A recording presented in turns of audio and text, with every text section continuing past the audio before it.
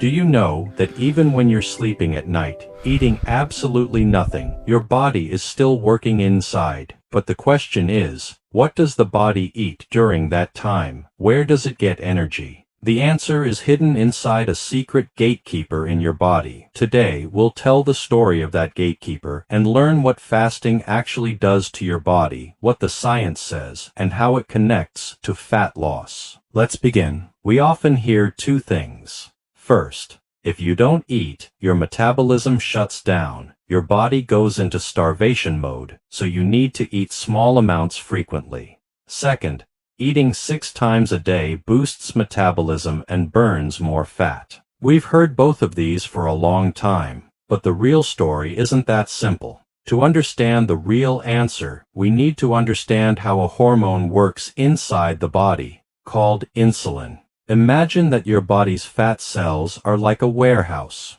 What goes into this warehouse and what comes out? Both are controlled by a gatekeeper. This gatekeeper's name is insulin. When you eat food, especially rice, bread, sugary foods, glucose rises in your blood.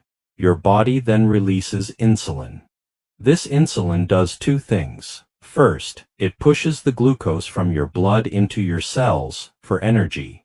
Second, it stores excess energy as fat in the warehouse and locks the warehouse door. That means, when insulin is active, the gatekeeper is awake. Things can go into the warehouse, but they can't come out. In this state, the body can't burn fat because the door is locked. Now suppose you don't eat anything for several hours. This is fasting. Blood glucose starts to drop, so insulin levels drop too. The gatekeeper slowly falls asleep. The gatekeeper falling asleep means the warehouse door unlocks. Now the body is forced to pull out its stored fat and use it as energy. This is called fat burning. In simple terms, when insulin is high, meaning after eating, fat gets stored, not burned. And when insulin is low, meaning when you're not eating, fat gets burned. This is why eating small amounts repeatedly throughout the day keeps insulin somewhat elevated at all times, so the gatekeeper never fully falls asleep, giving less opportunity for fat burning. And not eating for a long stretch, say 14 to 16 hours, lets the gatekeeper sleep longer, giving more opportunity to burn fat. So is the fear of starvation mode completely false? Not entirely. Research shows that in a typical 12 to 24-hour fast, metabolism doesn't decrease. It can even rise slightly, because the body releases more hormones like noradrenaline to stay alert. Metabolism truly starts to drop only with much longer fasting, more than a few days, or long-term excessive calorie deficits. Let's look at what the science says, not just the story. Research shows that people practicing intermittent fasting, like the 16-to-8 method, meaning fasting for 16 hours and eating within an 8-hour window, lose weight at roughly the same rate as people on regular calorie-restricted diets.